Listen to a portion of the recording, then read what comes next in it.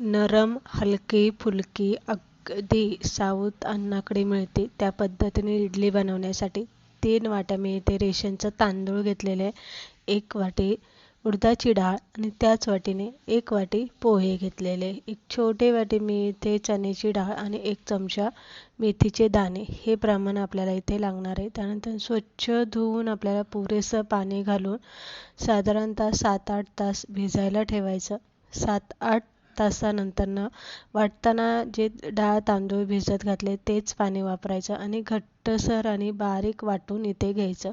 डाळ तांदूळ दोन्हीही वेगवेगळे भिजत घातले होते, वेगवेगळेच वाटून घेतलेले. वाटून घेतल्याच्या नंतरनं चांगलं फेटून घ्यायचं आणि रात्रभर फर्मेंटेशन करायला ठेवून द्यायचं. सकाळी इथे तुम्ही बघू शकताय छान वरती फुगून आलेले, पिठाला छान अशा बुडबुड्या आलेल्या आणि पीठ एकदम पांढरं शुभ्र इथं दिसते.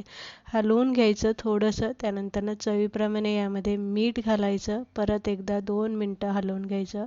इडलीच्या भांड्यात पाणी गरम करायला ठेवायचं सगळ्यात पहिलं, कारण गरम पाण्याची वाफ भेटली तरच इडली चांगली फुलते आणि पोकळ, जाळीदार, हलकी होते. इडली पात्राला तेल लावून घ्यायचं, पीठ भरून घ्यायचं आणि साधारणतः 8 ते 10 मिनटं मोठ्या गॅसवरतीच इडली इथे आपल्याला उकडून घ्यायची.